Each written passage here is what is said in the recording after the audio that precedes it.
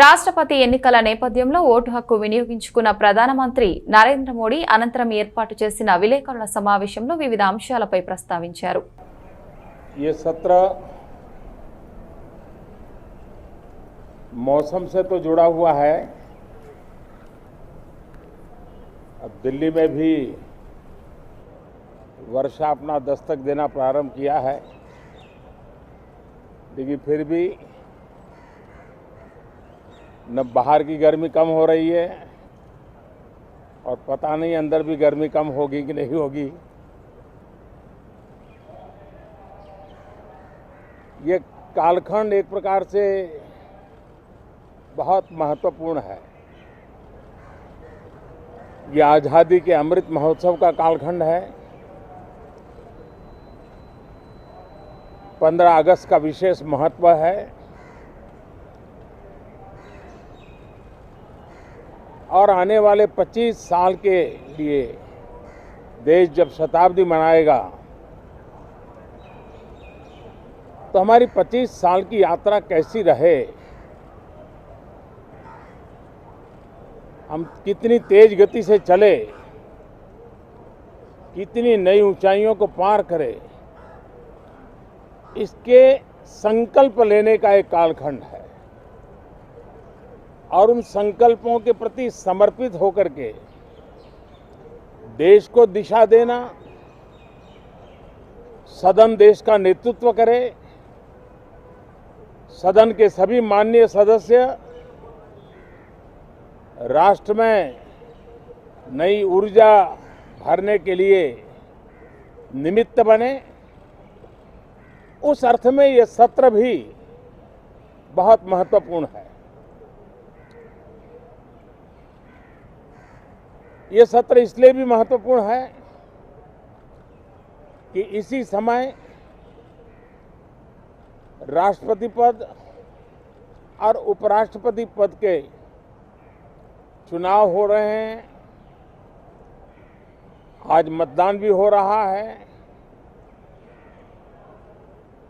और इसी कालखंड में देश को नए राष्ट्रपति, नए उपराष्ट्रपति, उनका मार्गदर्शन प्रारंभ होगा. हम हमेशा सदन को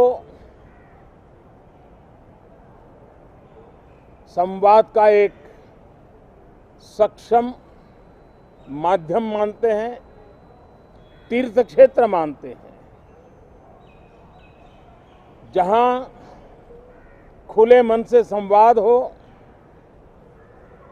जरूरत पड़े तो वाद विवाद हो, आलोचना भी हो, बहुत उत्तम प्रकार का एनालिसिस करके चीजों का बारीकियों से विश्लेषण हो, ताकि नीति और निर्णयों में बहुत ही सकारात्मक योगदान हो सके. मैं सभी आदरणीय सांसदों से यही आग्रह करूंगा कि गहन चिंतन, गहन चर्चा, उत्तम चर्चा और सदन को हम जितना ज्यादा प्रोडक्टिव बना सके, सदन को जितना ज्यादा फ्रूटफुल बना सके, उसलिए सबका सहयोग हो और सबके प्रयास से ही लोकतंत्र चलता है, सबके प्रयास से ही सदन चलता है, सबके प्रयास से ही सदन उत्तम निर्णय करता है. और इसलिए सदन की गरिमा बढ़ाने के लिए भी हम सब अपने कर्तव्यों का निर्वाह करते हुए इस सत्र का राष्ट्रहित में सर्वाधिक उपयोग करें और हर पल याद रखें कि आज़ादी के लिए जिन्होंने अपनी जवानी खपा दी, अपना जीवन खपा दिया, जिंदगी जेलों में काटी, कुछ ने शहादत स्वीकार की, उनके सपनों को ध्यान में रखते हुए और जब 15 अगस्त सामने है तब सदन का सर्वाधिक सकारात्मक उपयोग हो, यही मेरी सबसे प्रार्थना है। आप सबका भी बहुत बहुत धन्यवाद।